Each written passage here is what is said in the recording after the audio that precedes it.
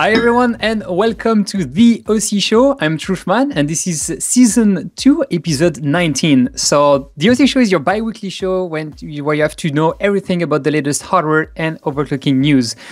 Tonight we're going to talk about the end of the 2015 Challenger divisions. We're going to be focusing mainly on Division 1 and Division 7 with our two guests that we're going to introduce a bit later on this show. And we will also talk about extreme overclocking your graphic cards, how you have to do it and why you have to do it and what are the main concerns you have to go against. As well as we're going to have some information regarding the state of overclocking in North America and mainly in Canada with one of our guests. And this first guest is going to be Rasparthe, if I did pronounce correctly. It's been kind of like a private joke. I'm going to call him Raz along the show. That's going to be much easier for me. He's from Canada. He's holding the first spot among the Canadian overclockers. He has more than 3,300 points on HWBOT and almost over 1,000 competition points at OC-Esports. So please welcome Raz. How's it going on? Perfect. Very Well, thanks for joining at this time. You're on the same time zone as me and our next guest, that is Steponz. He's part of Steam Australia, but he's from the USA. He's second in the USA with more than 3,500 points on HWBOT and more than 600 competition points at OC-Esports. And that's the second time in the OC show, if I'm right. So please welcome Steponz. Third time? Yeah. Well, that's how much I do trust you on being on time, maybe. Oh, I see how it is. Tonight we don't have Neo from the Overclockers, but we have Peter from HWBOT, so director at HWBOT and guardian of the scores database. So Massman, it's been a while that we didn't see you on the live Q&A. How is it going? Pretty good, thank you. Well, thanks for joining us early in the morning. And you're on the side of Xiala, that is our producer for tonight. That's going to be the one doing all the click things and making sure that everything goes as perfect. Thank you guys for joining us on the live chat. If you have any questions for the guest or regarding any of the topics that we're going to see tonight, don't hesitate to check on, and if you like what you are seeing, you can always follow. And I would like to thanks Mars P1 and Todam for following us right now. Before we go into the first topic, I would like to give a big shout out to all the guys at OCN, overclock.net, and the guys at the overclocking subreddit on Reddit. So that is said, Timothée, what are the scores of the latest competitions? Because most of them are now over. Well, yeah, most of them are now over, and actually there's not that many competition left at the moment. So the Rookie Rumble, all that is finished and restarted already last week. So the Rookie Rumble 23 is now going on, and it's actually going on pretty strong with already 112 overclockers. Right now in the top lead we have Sergiar, Mike GC, the nicknames, NCN_MD, etc, etc. So it's pretty popular going on, and as you can see, there's a little G-Skill logo here, which means there's actually a new partner for the Rookie Rumble competition. And you can actually, if you go to the prize tab over here, you can discover that you can actually win some Trident ZDDR4 memory kit of 16 gigs. Which is good-looking ones. Yeah, good-looking ones, and a pretty awesome kit as well. So it's totally worth for the rookies to go for this one. So continuing on with the competition, Rookie Rumble, AMD number 20. Yes, AMD is still existing a little bit. 13 overclocker in this one. We have some guys that actually, as you can see, that also participate in the AMD one, so in the Intel one. So no shame here.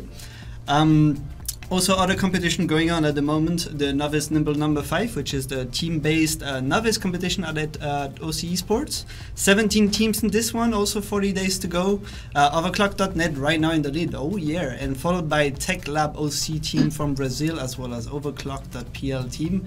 Usually Cocotland is in the top, but it seems right now they haven't submitted much scores, but anyway, there's still a good months to go, so that might still be the case very soon. if we move on, next competition, the old school is best school. So that one is finished. We didn't really mention it last time, but the Belarus OC team took the lead on this one. Hard OC team as second, and Classic Platform, which used to pretty much control all the other teams, all the other competitions, all the other rounds of the old school is best school, is third on that one. So it's nice to see a little bit of changes in the top rankings.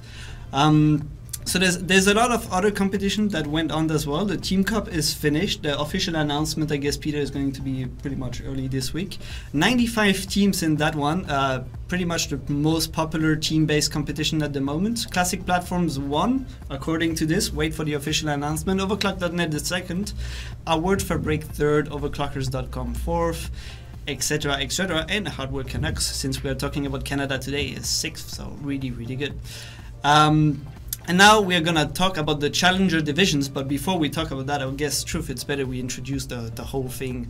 So that's about it for the competitions going on, and stay tuned because there might be some more coming very, very soon, right?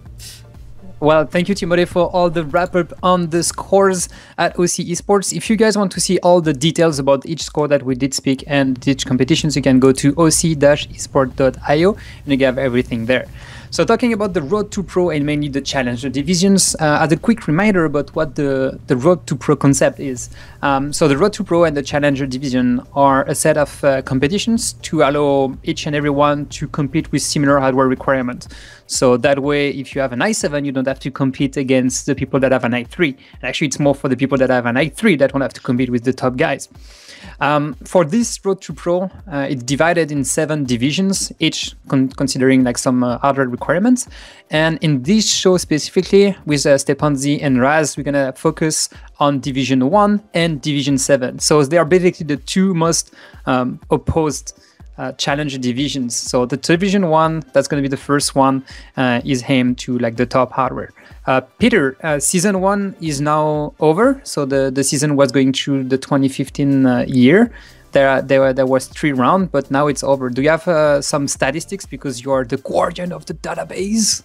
I very quickly ran the numbers, and in the entire season 1 there was about 1,000 people competing across all the divisions, and there was a total of about 10,000 overclocking results. Interesting. What's your feeling like running all this challenger division on your side? So the first the season 0 was last year, where we did only 1 round, trying to see what was the initial feedback from the community. So this is the first time that we ran a full season, and it went pretty okay, I think. There was a lot of participation in Division 1, which is very interesting. It was almost 500 people, 400, 500 people participating in Division 1. And I think the moment that we started, that we showed that we're giving trophies away for the challenger divisions for every round winner, the interest picked up. So I think that's something we definitely should do in season 2 as well. Well, thank you very much, Peter, for that. And to talk about Division 1, we have Steponz. So hi, Steponz, once again. What's going on, guys? It's always going great. You finished first in the round 3, but that was not exactly the case for the previous round. If you're on the live chat, you can always ask him a few questions, and I think that Timothée will monitor the chat and ask that to Steponz.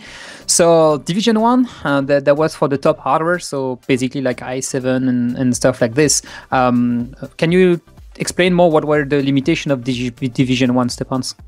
Well, you had to do a couple different processor platforms, and you had to do some GPU, 2 different GPUs. The first stage was XTU at 5 gigahertz. The problem is, if you have a 5960X, you'd have to clock it way more than possible. So the trick was really to go down to the 6 core, because it was divided by points. So what I did is I ended up taking one of my 5820Ks and doing 5 gig there. I only did it once one night, but not too much after that. I was going to do it again, but I already had the 3 other rounds, or the 3 other stages pretty much locked down. That I just said I went with it and just let it go. So thanks. So as I said, per year, so per season, you have 3 rounds. Each round have different hardware requirements and different benchmark and targets. Why did you choose to compete in Division 1 and none of the others? Well, the thing is I have all that hardware and I'm pretty much locked down on that stuff. So I have one of the top 980 Ti's that you can get. I have a great 5960X, and the X99 platform I'm just really well at. So that was your platform of choice. Yeah, even now I still like X99 better than Skylake. I don't know. It's more of a challenge. I don't know. Well, let's say that you did prefer that one. Yeah. We're gonna talk about like each round, basically. I guess that round 2 gonna be quite easy for you. So Division 1, round 1, there was 118 overclockers competing. You did finish 7th in this round, but you did submit only 2 scores: Catzilla 720p and Heaven Benchmark DirectX 11. So what happened? Why only 2 scores? Well, if you noticed on those were both records. So I was pretty much just going for the records and just didn't finish anything else. So basically you had the setup to do the records on these 2 benchmark, and it's like, oh, I can still compete in the round 1. So you did it? Well, yeah, I basically, because all I had to do was just hit the checkbox and say, okay, I'm doing that part, So since I was breaking those records constant, I don't know, that was 980s, I think. So I was breaking it like, someone would break it, and then I'd break it again, and then it would break again. I was hammering all 980 records then, so it was just having enough time to bench just 980, then benching everything. So I stayed with just doing the 980s. Well, so that's a way to do the things. Round 2. That was from May 1st to June 30. So that was pretty much like the 2 months between the months before Computex and the Computex months. Yeah. You didn't submit any scores. So why no post scores?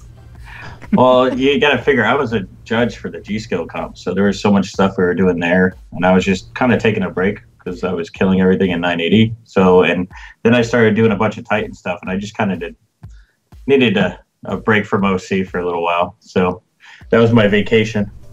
Your vacation / cool down? Yeah, pretty much. And Computex itself just really is quite a lot, especially if you're judging. I mean, that G-Skill comp was pretty crazy. I mean, it was exhausting every day. Like my feet hurt and just trying to do anything. It was just, there's no way I was going to submit for something. I was just pretty much there for fun and helping out with the comps. So. Well, so that was like the 10 days out of the 2 months, but still, well, that was actually for like 14 days, 15 days. So. 15 days, yeah, that's true. You stay a little bit longer. Round 3, so there was on this one that was like a lot of overclockers, like 333 overclockers competing in round 3 of Division 1. You actually won this round, so that's the last one. Yeah. What was the setup you were mostly using? Well, the X99 SoC champion and the 5960X. I switched around from 5820K on the first one, but the rest of it's pretty much all 5960X. So that was like your like perfect platform for you because you knew exactly how it runs. It's all I bench. That's pretty much my main. I love X99. I can bench any part of X99. It doesn't matter what it is. So if it's just X99, I'm like, yeah, I'll do that one. I'll do everything there. So.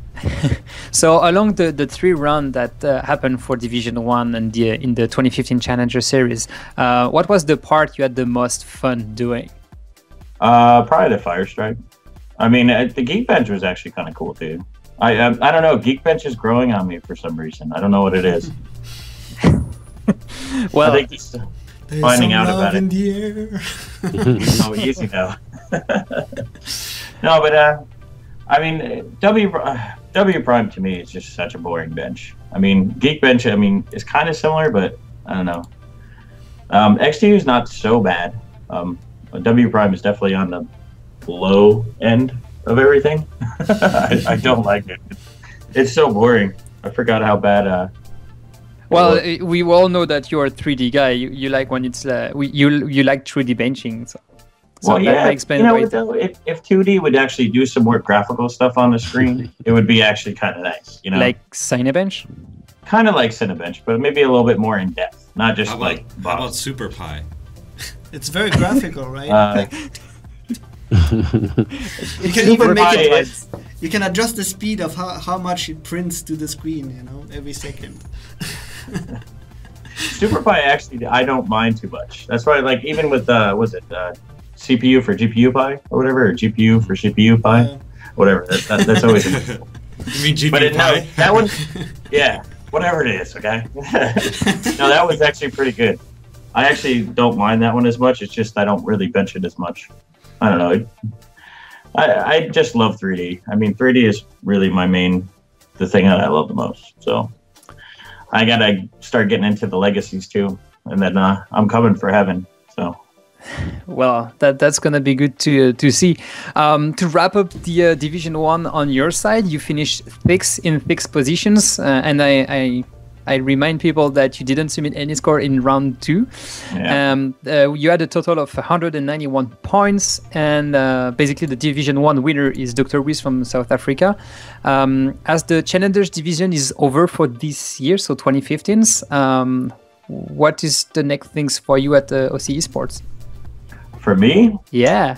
I think we're gonna have to do Country Cup this year. We're gonna have to make that a little interesting. And Country Cup, as you're in Team Australia OC, are you going to compete for Australia or for US? USA here. Stars and I stripes. think we're gonna do USA big this year. I'm looking to do it. So It's pretty cool. The Country Cup had, in its first 2 rounds, Romania won twice, and in the last 2 edition, Australia won both of them. So Australia could be the first country that wins 3 in a row, unless there's a country that, tries to do something about that. Wink, wink. America! Actually, there's Oh, pretty no, we're strong gonna give teams in run for the America money. right now. Well, I think you're gonna have a lot of time to talk about the Country Cup in the next few OC shows, especially if there's gonna be some patriotic gaming going on in that. Peter, Division 1 was very competitive. Basically, everyone with the recent and high-end gaming PC could join in that one. So actually, if you are watching this and you have a gaming PC, you can always check for next year to jump in Division 1 to see what's going on in there. Do you have some numbers of the contestants and the number of scores, once again, that we had for this specific Division 1? So there was 480 people participating in all the 3 rounds combined, and they submitted about 2,000 results. So Division 1 was by far the most competitive one of all divisions. Wow. What's your expectation for next year for Division 1? I hope it's gonna go up. There's a couple of things that we might want to try for next year to make it a little bit more interesting. But we still have a lot of time to prepare. So the first round of next year starts on February 1st. So we still have some planning time. But I think what we need to focus on for next year is to make the rounds a bit more interesting in terms of pricing. So at least have a couple of hardware prizes available, either as a lucky draw or for the winners of each of the rounds. And maybe a bigger prize at the end. This year we did trophies for all of the 3 round winners. Maybe we need to make a big trophy for like at the very end of the season. So the season where it gets a slightly taller, trophy. Are they gonna be like that much bigger? Well, that's gonna be one more inch at a incentive to go time. compete. Yeah, that's what she said. So moving on to Division 7. So as opposed to Division 1, Division 7 require old hardware. That was the glory of its time, and basically that was some very old hardware at some point. Raz, you're from Canada, and you were very competitive in Division 7. So how was this experience for you? Oh, well, it's excellent. Like you said, this is definitely where I like to live, is all the vintage legacy hardware. That's the thing that I like to do the most, and where you'll see, if you look at my library, it's almost all old vintage library hardware. So, well, I guess we're gonna have some time to speak about that by the end of the show, because we're gonna have some more Q&A with you. And so 3 rounds per year, so for the seasons, with different set of hardware. Do you keep a lot of hardware, or you usually buy them online when it's like competitions going on? I do source a lot of the stuff online as it's going on, but I do try to keep, unless I destroy something, of course, all the best and the greatest for each socket. So, for instance, socket 775, 462, I try to keep those boards in my closet at all times, just for, you know, something popping up of a competition. So, because if you need it, then you always spend way more than if you already find it. So I have a list of stuff that, you know, my eBay saved searches that I'm always looking for cheap hardware that for those kind of sockets that are for this kind of competition. During this 3 round, what was the hardware you enjoyed the most benching? Well, I always enjoy 775. That's really, I think, probably the pinnacle of overclocking, in my opinion, at least 2D wise. I don't want to step on any 3D toes or anything like that. But easy now. 775 is nice. Pointing fingers. Yeah. So anyway, for me, that's really the pinnacle of 2D overclocking to me. And the Rex board, like the Rampage Extreme, those kind of boards were, I mean, the top of their game at that point. And so that stage was definitely my favorite the first round. Well, that's good to hear. Let's talk about a little bit more about round 1. I know it's a bit far away because that was quite a few months ago, but there were 30 overclockers in round 1, and you won this one by far with like 200 points. How was the battle with the other overclockers? It's quite a lot of those guys. They're all kind of in the same boat as me. I mean, they know exactly what the platform is all about. They've done it for years and years, and so it's quite the battle. Even though not as many overclockers as in Division 1, I think, but I think it's pretty highly contested among the guys that were there, because these are all guys who've been doing it for a long time, and they have a lot of the good hardware they've been storing up just like I do. So. Well, that was fun to see you competing with QuickFast. Yes. Because you had the E8600 CPU, and you had for one of the stage the QX9650. Yep. And QuickFast had the E8500 and the QX6700. Yeah. Yep. Yeah. And so it was quite the battle just between, I mean, those are 2 classic platforms, if you will, for that stage. So it was good to see that was it was well done. And even the 3D portion of it, I learned a lot, because first time I ever modded a GTX 275 and took it over just a few too many volts there, and didn't live through the experience. But that's the way these things happen. Do you have any choice preferred benchmark, especially for this one? Was that Cinebench or Maximum? Yeah, the Maxmin was nice because I did a lot of tweaking with that, because I hadn't actually done anything with Maxmin. It's nice that I've never done it on 775 before. So it was nice on the DDR3 boards to be running that kind of benchmark. That was nice. I enjoyed that stage a lot. So yeah. Well, moving on to round 2, we talk about the components. I have a question actually about the 775. Yeah, platform. please go on, Peter. So in terms of boards, the Rampage Extreme was, I think, by far the best one for 775. Usually for each generation, you have a couple of alternatives for like boards that you could use to be competitive. Like on X58, we have the OC board, the Classified, and then the Rampage 3 Extreme. But I'm not sure. I don't think there was anything like that on 775 that dominated like the rankings. So when there's a board that I go to, it's definitely the Rex. If you're looking for reference clock, I've been searching for a long time now. Is a good BioStar actually board, T-Power, the i45, which was for reference clock, but that was a DDR2 board. And then other than that, the only other real monster is the EP45T Extreme from Gigabyte, which was the other real good board. So I think I've been searching for that one for about a year now, and I actually just found one probably about a month ago. So it'll be in my closet for the next time something like this comes along. I hope that the boards are like the Rampage. One of the strong parts about the Rampage Extreme was that they were very consistent. Like it was, you don't have like a sample that is really bad. They all do above 620 easy, and then. Yes, on air I have 2 of them, and they both do 640 on air, no problem. And if you can get it up to 670, putting it under under dice or something on the North Bridge, and you can get up to those without, and they're all the same. I've never found one that doesn't do that. And so they've been really the pinnacle of that entire socket, in my opinion. Yeah. Well, that answers your question, Peter? Oh yeah. Thank you very much. Is there like a premium edition one? What was that Yeah. one? There Was was it the a P5 or Which one? Asus the had an Asus, the premium one? an X48, which I think Sam Tapaka was using that one, but he's the only one who's been producing really high results with that board. Yeah, that's the P3E3 Premium. That's another one. Yes, that's what it was. I have that one, and I have the other one too. They've been sitting in my garage forever. Yeah. Both good boards as well, but the P5E3 is just an actual, like, it's the step below the Rampage Extreme. It's the same board almost, and they're just... Yeah, they're not that much different. I knew that. I thought that, because back in the day when we were doing like CPU-Z, a lot of people used to use the premium over the Rampage Extreme. I've used them both, and I still prefer the Rampage Extreme myself, but maybe it's just me, I don't know. Well, it always comes down to a preference that the board you are most used to use after that.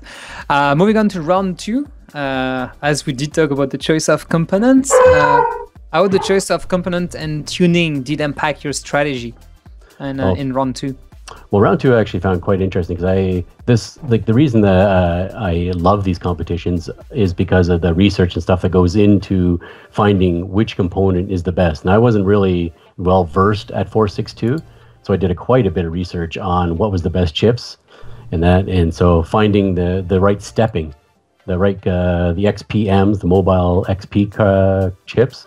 That was what really took, and I had to find the exact right stepping, the right version in order to do well. And that's finally tracked a couple down and was able to do well with them. Did you pay a premium for them? No, thankfully, because I actually talked to about 5 different Chinese eBay vendors and had them go through their stash of XPM chips, looking all for the IQYHA stepping. And I found a couple. They had a couple in there, and there you go. That's where I definitely did well with those guys. Yeah, that's kind of looking for the Atlantic XP 1700, like GIUHB1, like one of the most fun to play with. Yeah. That was a DL3 TC. Yeah, the 1700 thoroughbred. So on the XPM it would be like the IQYHA, and then you have two steppings, the 0352 MPW. That's for the older one, the 2600 plus, and then you have the, I think 0502 was a good one as well, but that was for the later. Right. Sorry. It took a great deal of research in order to, it was a lot of forum watching and browsing to find the ones that I wanted, right? So you had a really spectacular one, right? I did. It was a 2800 XPM, and it ran 2D benches at 32. Well, 3170 something, I believe. So it was pretty spectacular. I was pretty happy with it for sure. Was it easy for you to source the main board for this round? Actually, those boards are actually pretty good. The best board in that socket is the NF7-S. Yeah, except when you burn the BIOS, but yeah. Yeah. So you have experience with this board then. And my wallet remembers. And so it's one of the best ones, and I have 2 of these guys as well. So they're one that I have, I try to use the most. There is another board by DFI back in the day. They had also a good series at that point, the Ultra B, and so those are the best boards in this. That was my favorite board, the Ultra B, NF2. The DFI, Ultra, the bright yellow one. Mm-hmm. Yep. That's actually sad to be talking about like the 2 best board at the time for 2 companies that one doesn't exist anymore and the other one doesn't do consumer product anymore. Exactly. Yeah. So. Well, round 3 that was targeted on specific hardware and not on CPU or socket, but chipsets. So the chipset was the Intel 925, and you have to use the good old GeForce 5 or the Radeon 800. Yep. You finished second in that round. What was the most fun part of this round for you? Well, this was a little more difficult round for sure. It was very specific, so trying to find a board for this one was my biggest issue. I had one, but it was not very good at the overclocking side of it, and so I found one finally, And it all went well, but honestly, I spent way too much time at Team Cup and didn't get down to the actual business of doing Division 7 stuff until maybe a week beforehand. And I remember that. Yep. And so the classic thing happens, you blow up a board and you can't source another one in time, especially on a very specific, chipset like this. So no matter what I could do, I think that's second place because, I didn't even submit in one stage, which is unusual for me if you know how I like to do these competitions. So. Yeah, actually, that's one of the only stages that you didn't manage to submit in time. Yeah. Final results: you won the Challenger Series Division 7. Congratulations. With 515 points. You were actually closely followed by Quickfast and Pazatoid UTD. I have no idea how to pronounce that nickname. And what would you recommend to people that still have this kind of hardware at home, either in an old computer or in a closet? Sell it to me. Yeah, I'll take it. No, this is these kind of competitions are great for anybody who's interested in this sort of hardware. It's very, very interesting because even just sourcing the stuff is challenging. Overclocking on these old systems, which a good deal of them weren't even really made for overclocking and stuff like that. And so even that's just a challenge. And lots of volt modding if you're into that. And so if you're into those kind of things, this is the place to be. Well, talking about modding, did you modify and VMod all the motherboard that you had? No, the NF7 I was too scared to. They have some complicated mods for that. I didn't want to wreck the board before I actually got down to doing some scores on it. So for the 3D stuff I did, for sure. Like I said, the 275 I volt modded in the first stage. It worked perfectly, but it was just kind of it was a donkey of a card and it didn't do much, so I over-volted it a bit, and I knew it was going to be coming because those old GTXs don't take the volts too well. And it's gone. Yep. So it made it to the recycling bin. Yep. It had some nice caps that I took from it, and that was about it. Well, Peter, do you have some statistics about Division 7? So Division 7 had about 38 people competing, which is as much as the Division 5, which was AMD APU. So a bit lower than Division 1, obviously, but still a fair amount of people competing for it. Well, what do you think about the fact that you have to source the hardware if you don't keep it? Because that was very specific and narrow hardware for this. Do you think that that could have impact some of the overclockers there? The Division 7 is pretty much like the other old school is best school competition. It's really for people who are into the old school hardware and who already have it sort of available and are not afraid to do a lot of research in finding the right components. As Tony was saying, I think the biggest challenge for our hardware in those days was finding really the samples that were the best. Like if you look, for example, at older GeForce cards, GeForce 3 and 4, you have to go and look for specific models with the right memory chips and with the right right VRM as well. So a large part of it is it's not as plug and play as, for example, a Division 1 where you can buy the components new and you have an overclocking CPU and you have an overclocking motherboard. And you can run it on air cooling and then already step in and participate. Like in the Division 7, it's not as easy as plugging everything together and okay, I can be super competitive now. Well, the biggest part was sourcing the hardware, and the other one was being able to overclock all these different hardware. And because you had AMD, you had Intel, you had so many different requirements for that. Well, thank you, Raz, for all the details. Thank you, Steponz, for all the details on your Division 1 and Division 7 round. Congratulations to both. More congratulations to the Canadian guy because you won the Division 7, of course. It's always the French or Canadian guy. So. Always. Yeah, he's in Canada, but he's not living in the French-speaking part. That's so. right. Hey, did you see Division 1? Who was in second? Did you see that one? Well, I think from this OC show, Rasparthe is the king of North America, right? Oh, hey! Take that! Damn, I don't have my troll face for Peter.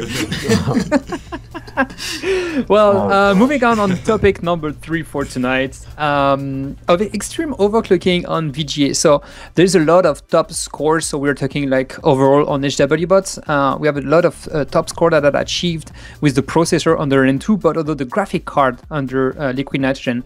Steponz, I know you're a big fan of cooling down as much as you can the GPU, and we wanted to know a little bit more on your way to produce like extreme score GPU extreme overclocking and the challenges that come with it.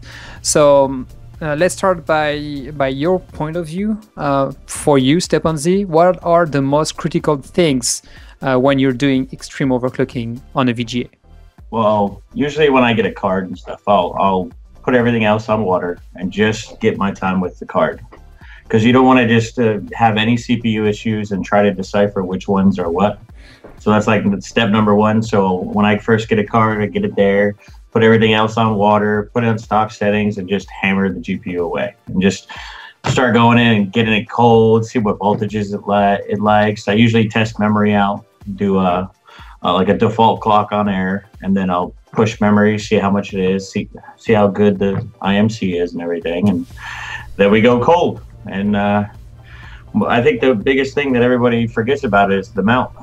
How hard you mount, pressure, type of paste, how you apply paste, lots of good stuff like that. Well, that's actually my next questions. Do you have a routine when you do prepare the board? Oh, you know that.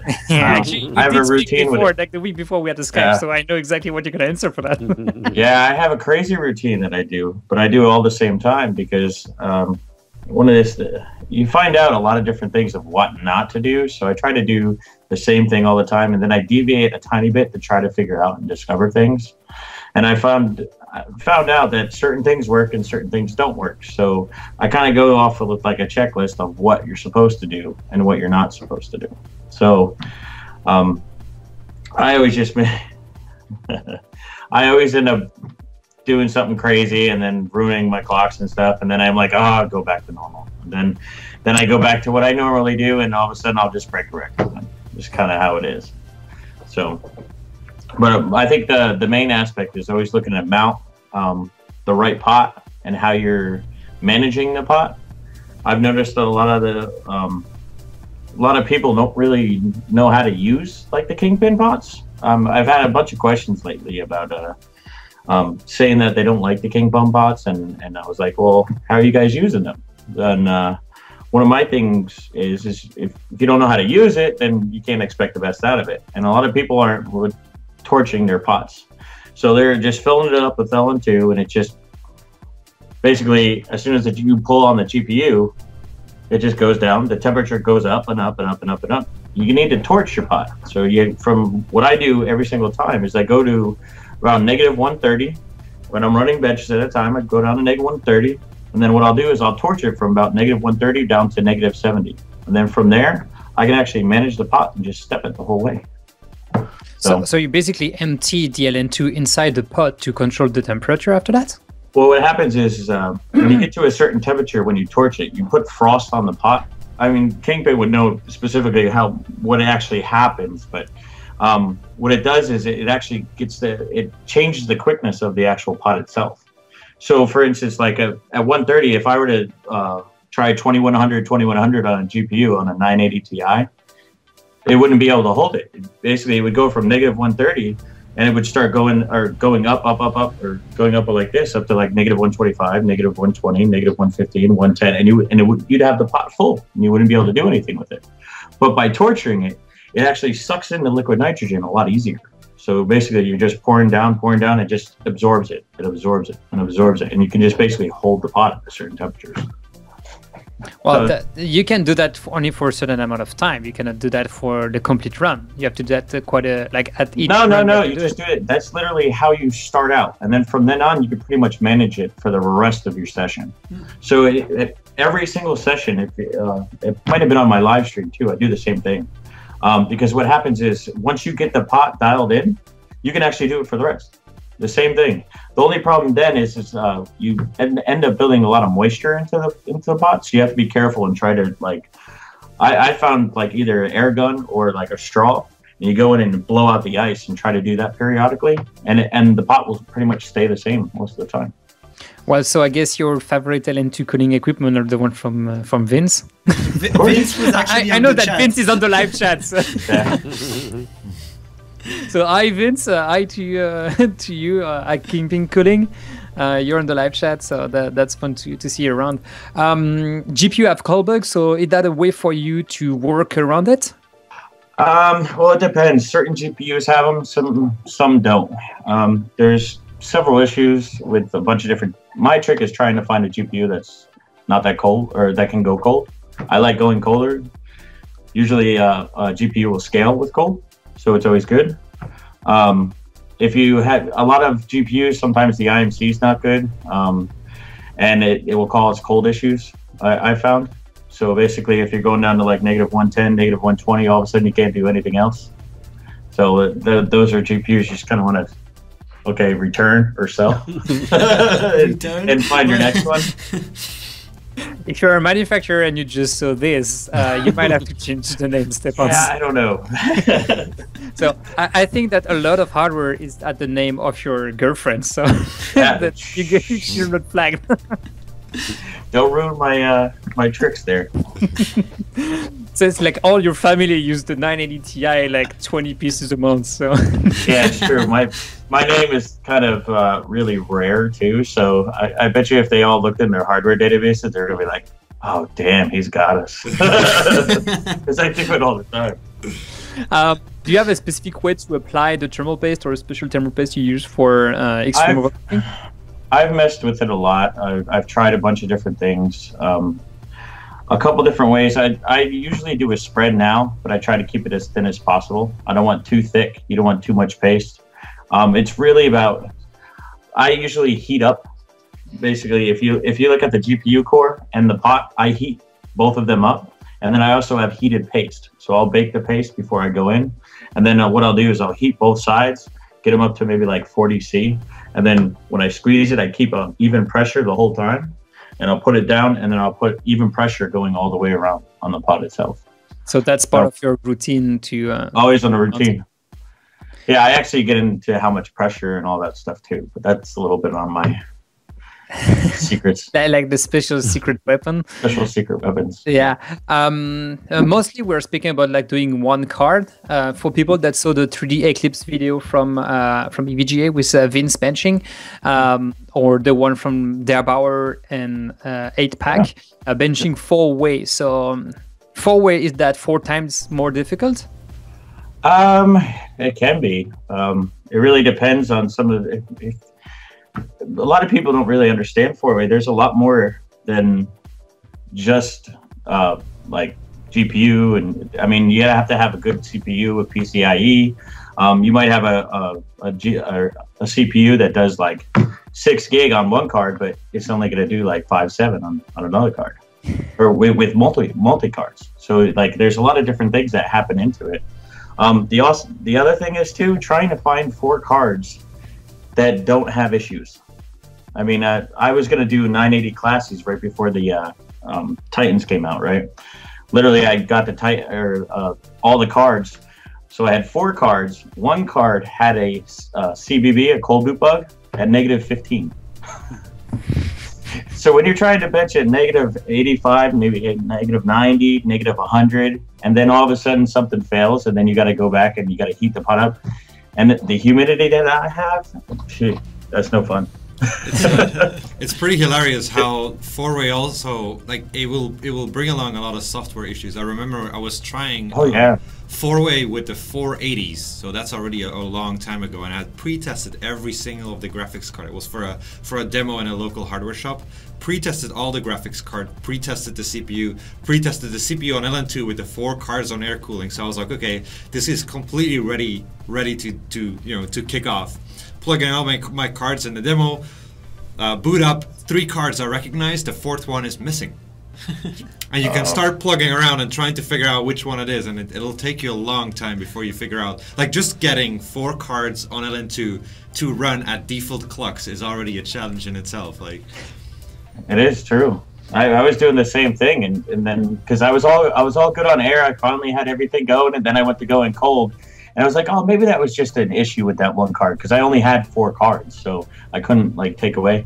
Sure enough, as soon as you started getting crazy software issues, had to reboot, and then all of a sudden I'm like, oh no, now I got to heat them all up. And so if you add modding to that, and like at the the World Tour here in Asia, they was APAC and Roman and Elmore as well participate to it. Like they spent like 3 days. Like it only worked on the last day at the end. Well, the thing is that like if you pretest every graphics card, every card would also have a different optimal range for voltage. So, and then if you take into account that some cards want to boot at lower voltage and you want to like increase the voltage in the operating system, you're spending 20 minutes before actually starting your run just preparing your cards on the right voltages, right temperatures, and right frequencies. And that's without crashing. Yeah. But that's where it's actually impressive when someone is benching 4-way by himself. Oh yeah. Like being able to manage the whole temperature, the voltage thing by himself. Like I mean, like how Vince is doing it is always like mind blowing. Like when you see that, you're like, oh my god. Even though you have the HWBOT assisting a little bit, but even then, it's still like the technique is pretty amazing. Like the worst part, I took that system home and I tried to bench again, and on my last liters of LN2. I got a score that was, I think, at that point, like 4th overall, and it crashed when I tried to save the validation file. Oh, that's cool. I can't stand that. And it wasn't a system crash where it rebooted. No. The disk drive had some issues, so it was just trying to open the file, but it was not freezing. I could move the mouse, but it would just not do anything else than that. Just, unbelievably frustrating. Yeah, the 4-way setups are always tricky to run, and when I see every time I see the 4-way setup on the demo show, I was like, oh boy, they have no idea. If the system shut down, and you're not even sure that's gonna work 100% of the time when you boot up after that. Anyway. Also the LN2. You know how much LN2 you go through on the 4-way? Yeah. I can go through 90 liters in probably like 20 minutes, it seems like. Yeah, that's crazy, especially with the 980 Ti. Following up the story on the graphic cards, there's a lot of manufacturers that have a limitation on the card, like OCP or OVP or how you call it. There are some tools only available to only a few people. There are some hardware tools. They have some software tools. How do you see this? Like, what do you think about that? Well, I know, speaking from having a lot of experience with Vince's stuff, with the EVGA stuff, I know everything that I use is available to everybody in the public. So, I mean, EVGA has the site where with Tin and Vince actually tell you how to do a lot of this stuff itself. I think that's very cool. I'm not sure who's actually limited on what stuff you're getting, but I think I've heard there's some BIOSes out there going around from different manufacturers that aren't given away to the public and stuff like that. But that's mainly what I'm talking. Like you have like the HWBOT, you cannot buy it anymore. Well, yeah, you can buy a keyboard with the HWBOT's compatibility with it, but you cannot buy the HWBOT anymore. MSI. Yeah, now you can use the Raspberry Pi to control the.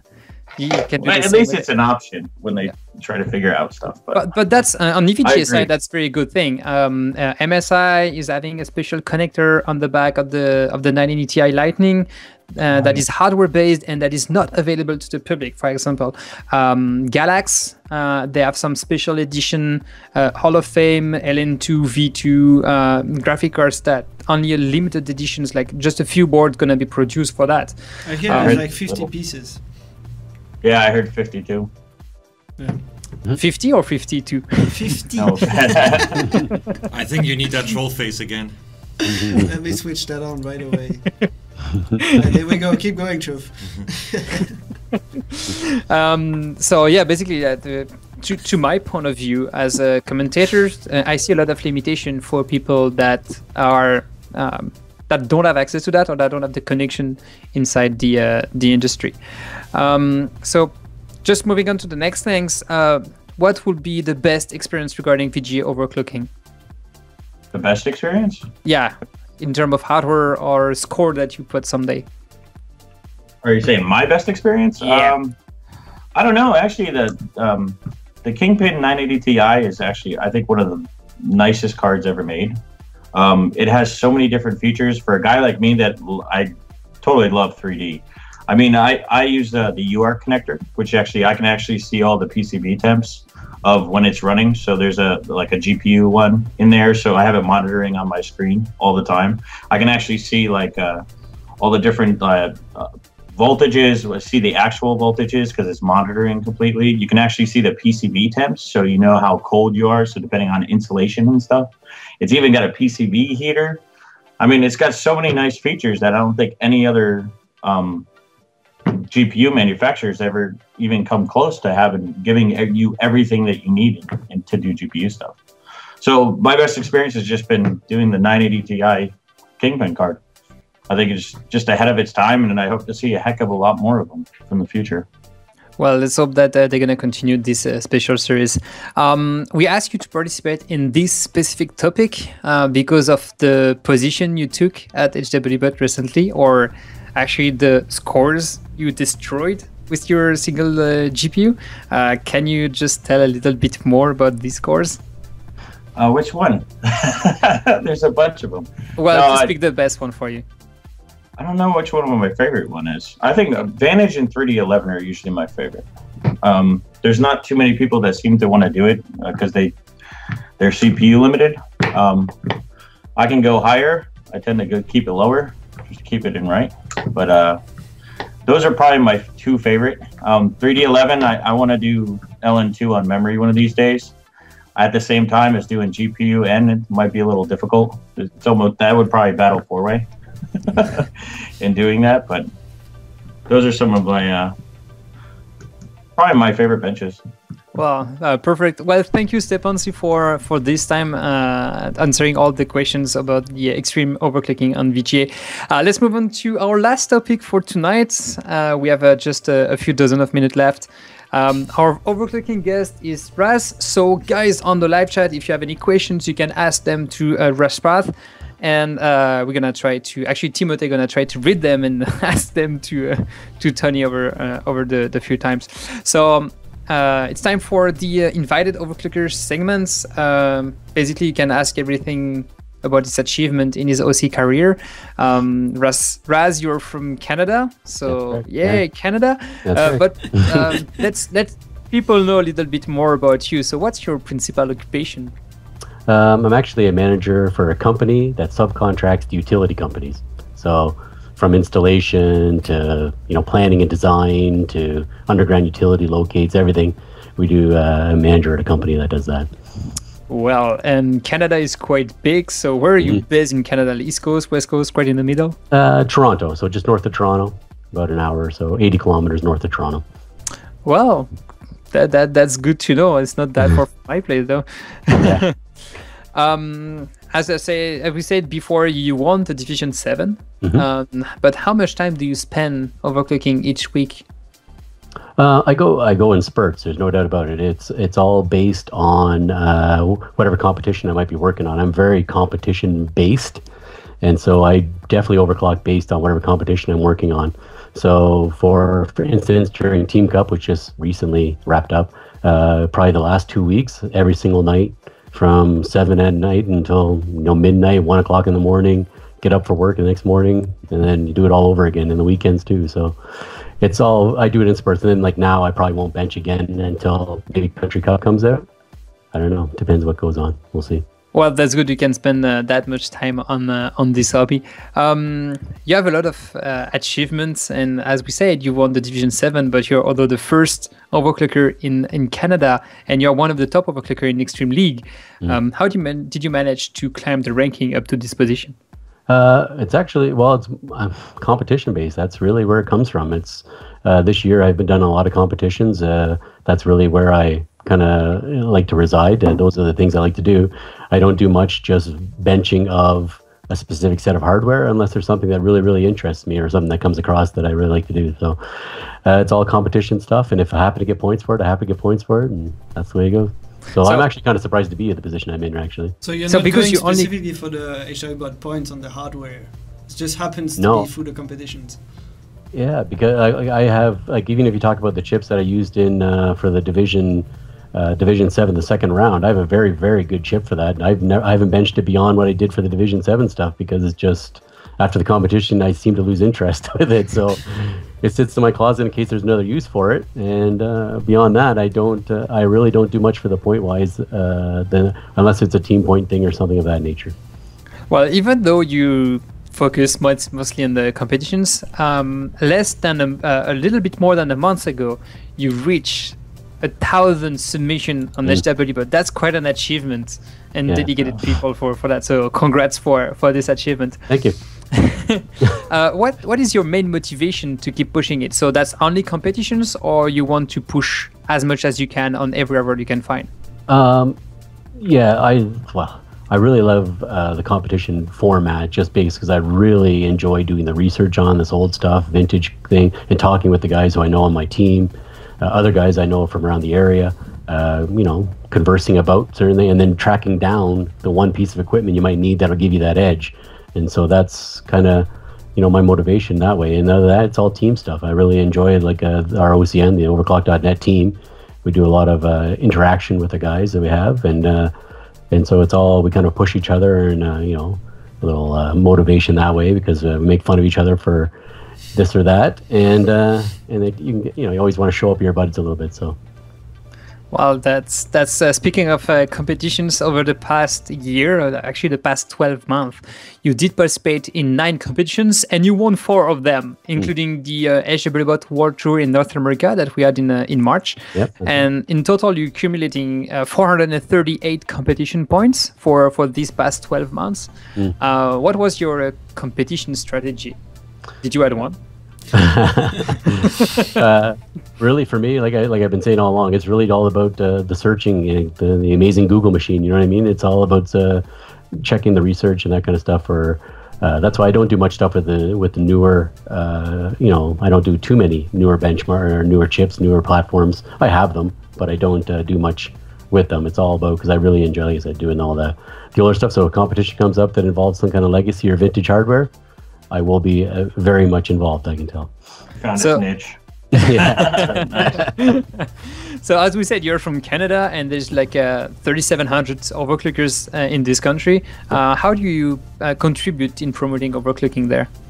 Well, in the past, definitely. It was OverClock.net was based in Canada. The actual owner of the site lived in Toronto, very close to me. And so we did quite a few events in the area around Toronto. Almost every single year we had a great big, meet and liquid nitrogen meet and stuff like that, going along with a gaming LAN. And from there we met many, many people, even at the World Tour that we had in Montreal recently. Met quite a few people there as well that I keep in contact with constantly, and we're always, back and forth about where we're going to, what we're interested in, where we're going to be doing the next, kind of competition or whatever it might be. And, just other than that, trying to find people that are in the same area as us, United States or in Canada, in the lower leagues, like the novice, rookie, and try and see if they can come out and we can get them interested and working more on the Overclock site. And so I usually do a round of introduce myself to people on the new guys, the novices and stuff like that, and try to get them talking on our website there. So. Well, that's good, because you are one of the captain for OverClock.net team. Yep, and you did represent it at the World Tour and all the event that you did. Just for you guys that are watching, OverClock.net was one of the most rookie-friendly teams. So that was one of the team where most of the people that are on HWBOT for less than 3 months always end up. So that was quite a good. I was quite happy. Yes, I know I live in Canada now. I was quite happy to see that for this one. Yep. We did speak when we talk about the Division 7. We did speak a little bit about like your hardware library. Yes. For the record, you used 134 different CPU, 78 different graphic cards, 80 different motherboards, and 50 different memories, and most of them are old. So this is quite impressive. Yeah, I probably still have 75% of that stuff at least. I'll bet. it's my wife is a little bit So you have a big closet then. Yeah, it's pretty extensive, I will say. So people have catalog of CDs, and you have catalog. Also, which motherboard you want to bench today? Oh no, not this one. Yep. Oh yeah, this one is really good. Do you have like a specific man cave in the house? Actually, this is kind of it's funny, but I redid, like, I finished my basement, and it was what was supposed to be the bathroom and the utility closet actually just turned into a giant computer storage. And it's actually moved into my garage a little now, and so it might actually be time to start selling some stuff. I don't know, but I always have a hard time parting with anybody because you never know when you might need it. That's what always happens. You sell something, turn around, and like 2 months after you need it for a comp, right? Definitely never tell Peter what you just sold. Yeah, you know what'll happen, right? I'll have a look at your eBay account. See, what is he selling? Exactly. So I don't throw much away, and I have it all, and I do really enjoy actually doing local classifieds. The people that put up I got a big box of computer parts. I just want to be rid of it. I always buy that, grab those, and I'm always interested to mine my way through that to see what's in there. So. Well, that's fun. You have a lot of hardware, but you have a few i7 and i5. You have the 4770K, you have the 4790K. Just for your personal opinion, do you prefer the new stuff or the old stuff? When it comes to 2D stuff, I definitely prefer the old stuff. I mean, I don't think that's any secret. I don't find, I don't know, I guess I would say I don't find much challenge in the newer stuff. I mean, it's a lot more multiplier based and things like that, and so I enjoy the tweaking. I really do enjoy the tweaking, and that goes into older stuff. So I'd have to agree with that on 2D. I think the older stuff for 2D is a lot more interesting. The main thing is there was much more skew to overclock, because nowadays you have only 2 CPU or 3 on the Xenon P7, but it was a lot more fun back in the day. I agree. I always have had a great time doing it, and and working my way through any problems you might find. So that's always been what I enjoyed the most about it. And so the older 2D stuff, I don't even, if you notice, my library has I have way more CPUs than GPUs, and so that's pretty much where I live. Wow. I like the old GPUs too. That's probably there's some good ones. There's some fun ones. There's no doubt about it. The volt mods on the old stuff is always fun. Working on an 8800 right now, an 8800 GT. So that's a super competitive category, the 8800s. Yes. That's a really competitive. I need to join that one big time. Yeah. I've been going through a bunch of cards for a long time. Just haven't done it. The volt mods aren't that hard, and it's a great platform. I was in Russia for an event in 2008, and there was a couple of Russian overclockers who were benching with the 8800s, and they were removing the memory ICs from one PCB and soldering on the ones that were better on different cards. So they're bidding the ICs for the graphics card and put them all together. It's like a completely custom card. Yeah, that's what I've already found. Like I said, because I love the research part, right? And so I just already found the Samsungs. If you have Samsung memories, where you want to be with the 8800. So that's probably why they were doing that. Even now with the newer cards. Samsung. Talking about the GTX 8800, there is actually a contest on overclock.net. They just started it. Yeah, I just saw it on the front page earlier today. So, if you guys have an 8800 laying around, it's the time to get it out. Visit us over at overclock.net. We got prizes up and everything. So come on down. Even ambient stuff. So if you got air or whatever, you want to try it that way, but it will always help you with any volt mod you want. Just put up any question you have. We're there to help you for sure. Perfect. Thank you for your time, Raz. Thank you for your time, Steponz. I think that's the wrap-up time for the show. Basically, we did speak about the latest competition that was going on OC-Esports.io. If you want to go see them, you can always go on OC-Esports.io, and you can have all of the details, all the scores, and all the rankings. We did speak about the Division 1 of the Challenger Division 2015. We did speak about the Division 7 of the Challenger Series 2015. And we had a few discussions with Raz from Canada about what's going on in his life, as well as the extreme overclocking on the graphic cards. Thank you guys for watching. If you watch this on YouTube, the replay, give it a thumbs up if you like the content. Give it a thumbs down if you don't like it, but always give a comment. That's how we can improve. Timothée, when's gonna be the next OC show? So the next show will be shot next Monday, so it should be released about next Monday as well, if everything goes according to plan. Not sure what will be the topic, but we will probably have some quite interesting things to maybe announce, and hopefully by then we also have some maybe early info on the country cup or something like that. So we'll see what's going on there. Well, that's gonna be it. And guys, don't forget, you always have on Monday the OC show on YouTube, and then the following Sunday here on Twitch at 9 p.m. on Sunday Eastern time. You can always get the live Q&A and ask your questions. Thank you guys for tuning in and asking all the questions on the live chat. Thank you guys for watching this on YouTube. If you watch the replay, don't forget to subscribe to us on YouTube, follow us on Twitch or Twitter, and if you have any questions, just drop them in the comments. Well, thank you, Raz, for being here. Thank you, Steponz, for being here. Thank you, Timothée and Peter, for your time. You're welcome. And until next time, keep pushing it.